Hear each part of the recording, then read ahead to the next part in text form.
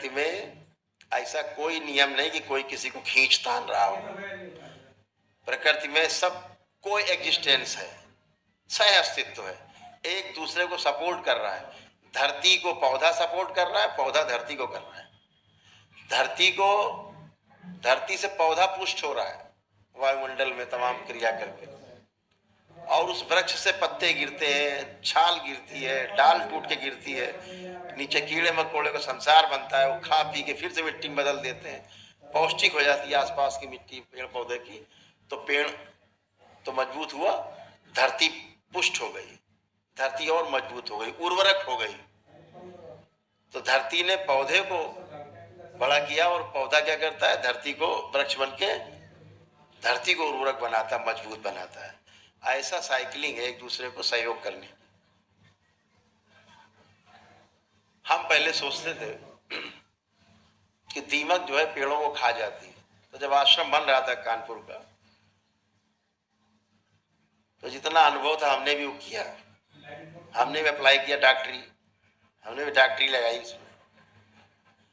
जब पेड़ लगे तमाम अपने हाथ से लगाते थे। एक माली थे राजेंद्र बाबू, तो हम जब पहुंचते थे आश्रम तो रोज एक चक्कर लगाते थे। तो जिससे पहुंचे पूछते थे, राजेंद्र बाबू ये पौधा कुछ मुरझाया हुआ क्यों है? बोले शायद लग रहा है पानी कम पाइस है। तो उनका भैया डाल दो पानी, तो ला के पानी उन्होंने एक आध बाल्टी डाल दी। हफ्ते बाद देखा और सूख गया, पत्ते भी झड़ गए सब। हमने भैया अब राजेंद्र भैया कहीं लागत दीमक खा गएगा, हमें खोदो। अब चारों ओर से खोद के जहां तक उसकी जड़ थी उससे भी नीचे से खोद के पूरा पौधा बाहर निकाला जाए। मिट्टी हटा के देखें तो जड़ में दीमक लगी, दीमक जड़ में खा रही है। तो हमें भी ज्ञानी थे हम भी उस टाइम काफी,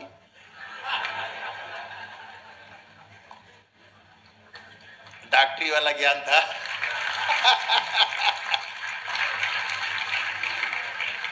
तो जो सब लोग करते वही हम भी ले आए। हमने लाओ जरा देखा जाए, डाला जाए दवा, सब में दवा भर दो, पूरे आश्रम में पानी भर दो, दवा डाल दो। डाल दी गई भाई दवा वहां। 2 दिन बाद देखा गया तो मेढक को फलाना डिमाका ऊपर उतरा रहे हैं, सब मरे हुए,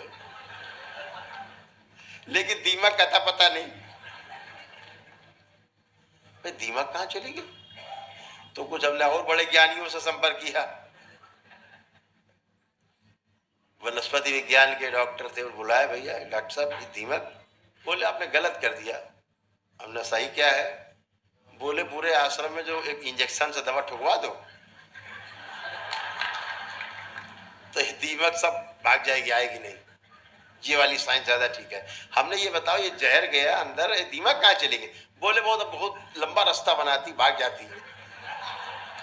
ये चाय के लिए दवा डाली वो तो भाग गई, फिर आ जाएगी उसी रास्ते से। यार ये तो बड़ा, इतने मर गया खाम खा के जीव और मर गए। तो भाई दूसरा प्लान बनाया गया, प्लान बी,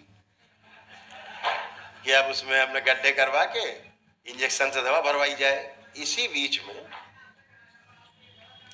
मेरा जाना अमरकंटक हुआ। श्री नागराज जी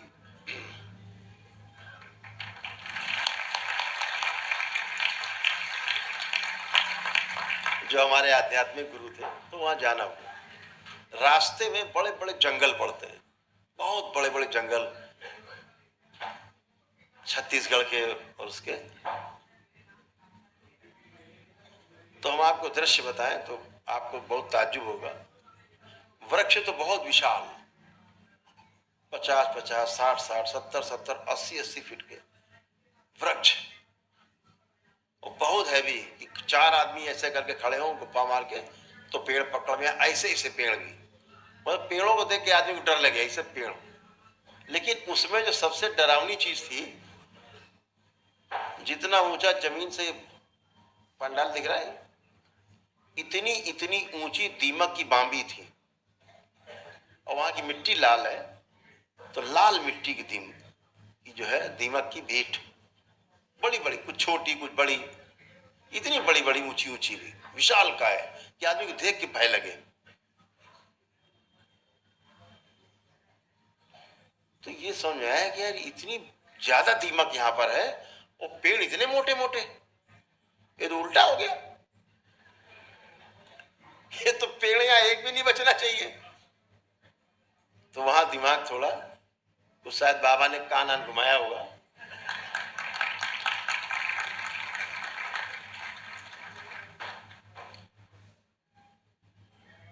तो मुझे लगा कुछ इसमें और बात है, इसमें कुछ और बात है जो समझ नहीं पा रहे ये आधुनिक विज्ञानी, हमको भी इन्होंने लपेट दिया इसी में। तो ये समझ में आया कि दीमक और वृक्ष का रिश्ता मित्रता का है।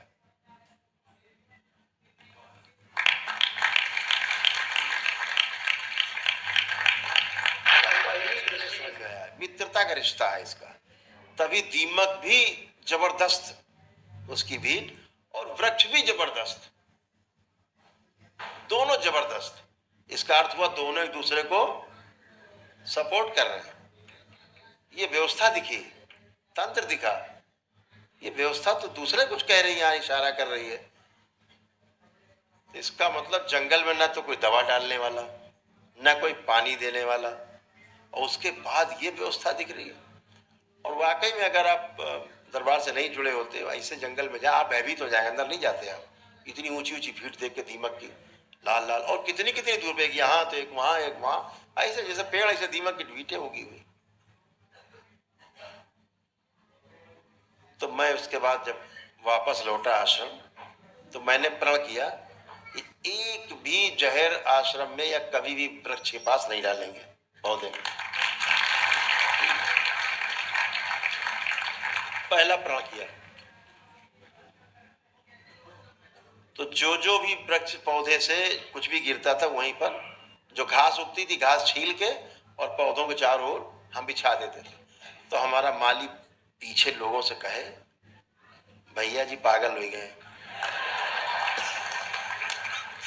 अब एक को पेड़ बची का, सब नष्ट हो जाइए, दीमक सब खा जाइए। अब ये सब झाड़ झंखाड़ वही डाले दे रहे हैं, और दीमक इकट्ठी हो जाएगी, सब खा जाएगी।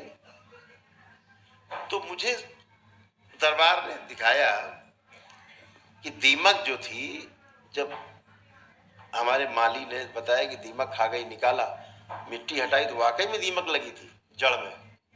लेकिन वो दीमक क्या कर रही थी, माली की गलती से या हमारी गलती से पौधे में पानी ज्यादा हो जाए तो जड़ सड़ने लगेगी नीचे से, पानी कम हो जाए तो सूख करके नीचे जड़ भी जो मरने लगेगी, दोनों काम होते हैं। तो हुआ क्या था उसमें, जब दरबार ने दिखाया कि जड़ नीचे सूख गई, मतलब मर गई जड़ नीचे वाली, तो दीमक आ गई उसको खा करके मिट्टी में बदलने के लिए। इसलिए दीमक लगी हुई थी नीचे, मरे हुई जड़ को खा रही थी। हमने क्या सोचा, वो जिंदा जड़ को खा रही है, इसके कारण पौधा मर गया,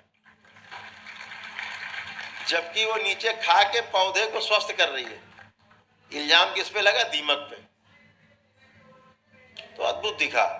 तो हमने पूरे आश्रम की घास छीली जाए, सब पौधे में डाल दो, लगा दो, पत्ता अत्ता गिरे, जो भी गिरे सब उसी में डाल दो। आज तक 20 वर्ष हो गए ऊपर, आश्रम में किसी पौधे में कोई दवा नहीं पड़ी, जो जैसे तो वैसे फलता था।